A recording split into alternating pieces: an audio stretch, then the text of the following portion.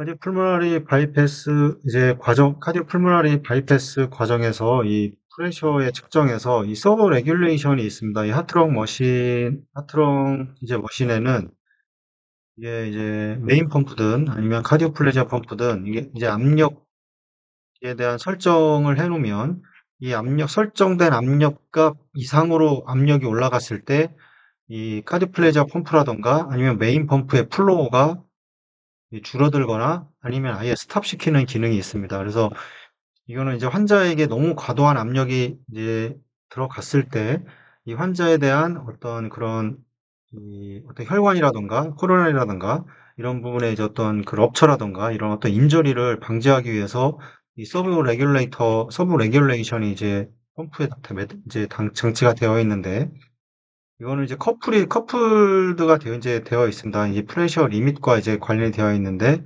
예를 들어 250mm 머큐리 카디플레저의 경우, 이제 이게 만약에 올라간다 그러면 이게 뭐 스탑이 된다던가, 아니면 펌프의 플로우가 저절로 낮아집니다. 그래서 낮아지고 이 압력 자체가 떨어지게 되면 다시 정상, 예를 들어 300ml 분당 300ml의 이제 카디플레저를 주고 주입을 하고 있다고 했을 때 카디플레이저 압력이 설정된 값이 만약에 200ml라고 하면 이거보다 상승을 하게 되면 처음에는 이 플로우가 줄어듭니다. 이 압력이 떨어질 때까지. 그 압력이 떨어지게 되면 다시 플로우가 300까지 올라갔다가 그래도 다시 올라가면 다시 줄어들게 되고 아니면 만약에 250을 스탑으로 해놨다 그러면 250이 넘어가면 펌프가 스탑되는 그 이제 안전장치들을 이제 요즘 다 쓰고 있는 펌프들에는 대부분 되어 있습니다. 요즘 그 대부분 소린사의 S5를 보통 사용하고 있을 텐데, 이 펌프에는 대부분 이 기능이 들어가 있습니다. 그래서 이 부분에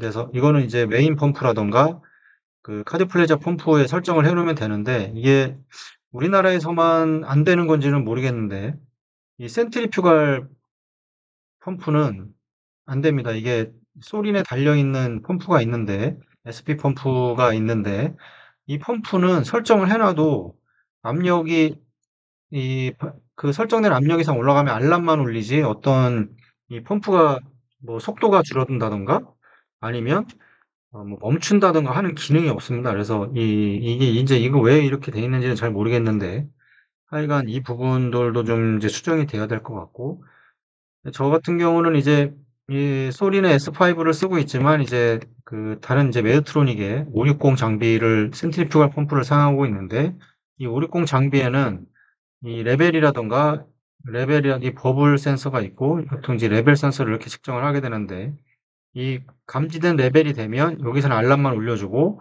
여기서는 이제 스탑을 시키는 방식이 있고 버블도 마찬가지로 이 버블이 이제 감지가 하게 되면 이제 저는 스탑으로 해놨습니다. 여기서 버블이 감지된다고 하는 거는 리저버 레벨 자체가 줄어들었다는 소리이기 때문에 아예 스탑을 시켜서 이제 리저버에서 드레인을 받아서 리저버 레벨을 회복시키는 방식으로 아예 스탑으로 만들어 놨는데 이런 식의 이제 그 장치가 서버 레귤레이션이 될 수 있는 이런 펌프에 대한 어떤 센서들이 다 있습니다. 그래서 이런 부분들은 꼭 사용을 하셔서 카디오플레지아 같은 경우는 정말 좀 중요합니다. 코로나리가 손상을 받을 수 있기 때문에 이런 부분에 대해서는 이제 서버 레귤레이션을 이 펌프에서 가지고 있는 장착되어 있는 레귤레이션을 꼭 사용하시는 게 이제 좋을 겁니다. 이거는 레커멘드가 되어 있습니다. 클래스 1으로 이런 것들을 좀 사용을 해야 되고 일반적으로는 이제 펌프가 이제 스탑될 수 있는 가장 높은 리미트는 일반적으로는 250mm 머큐리가 되어 있습니다. 특히나 카디플레저 같은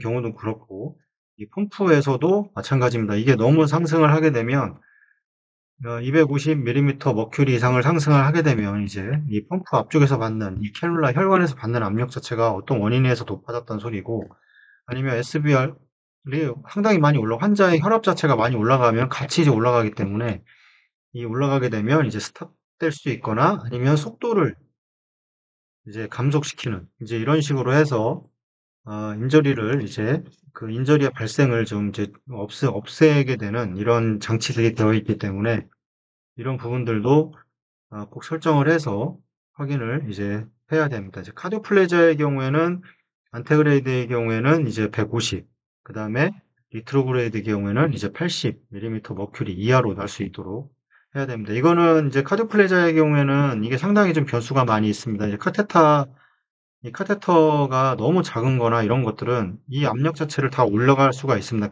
똑같은 플로우를 준다고 하더라도 이 카테터의 사이즈에 따라서 이 압력 손실이 많이 발생을 하기 때문에 이 허용 압력이 이제 이 카테터 자체의 프레셔 로스가 높아서 이 허용 압력을 높인다고 하면 일시적으로라도 이 압력에 대한 그 리미트에 대한 어떤 장치에 대한 그 세팅을 꺼놓는 것이 이제 중요할 수도 있어요. 왜냐하면 이거보다 낮게 해줄 수 있으면 잘 안 들어갈 수가 있기 때문에 이 카테타가 상당히 이 프레셔 로스가 큰 것들이 많이 있습니다. 그래서 이런 거에 대해서는 그 상황에 따라서 어떤 좀 조치를 취해야 될 겁니다. 근데 일반적으로는 이제 안테그레드에서는 150 미만이 될 수 있도록 하고 리트로그레드에서는 이제 80mm가 넘지 않도록 파열에 이제 문제가 있기 때문에 이런 부분에 대해서는 이제 설정을 해놓는 게 이제 중요하다고 생각을 합니다.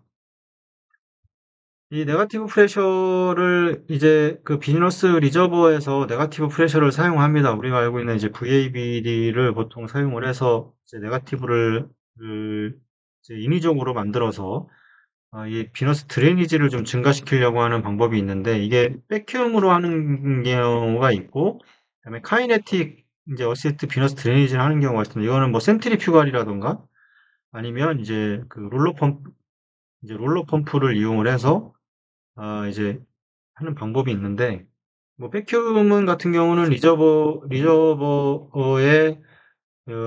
이 부분을 이렇게 연결해서 이제 VABD를 이제 작동을 해서 이 안에 이제 네거티브 압력을 걸어줍니다. 보통 20에서 뭐 30mm 이제 머큐리 정도 음압을 이제 해주게 되는데 카이네틱의 경우도 마찬가지. 카이네틱 경우의 경우에는 일반적으로 어떻게 운영을 하게 되냐면 리저버가 있고 그다음에 비너스 라인이 이렇게 들어올 겁니다. 근데 이 비너스 라인에 여기 이제 분지를 따서 롤러로 하게 되면 이런 식으로 해서 이제 이쪽으로 회전을 시켜서 비너스 드레인을 그러니까 내추럴하게도 받을 수 있지만 드레인을 받아서도 이제 줄 수 있는 이제 카이네틱으로 해서 이런 식으로 이제 만들어서 할 수도 있습니다. 그래서 지금은 뭐 이제 VABD가 이제 있기 때문에 뭐 지금 거의 사용되고 있지는 않지만 예전에는 사용이 됐었습니다. 저도 실제 봤었고 이렇게 되어 있으면 또 이제 이게 롤러도 할 수 있지만 센트리퓨거라도 할 수 있습니다. 센트리퓨거를 통해서 이제 이렇게 넣어주게 되는 겁니다. 이런 식으로 해서 이제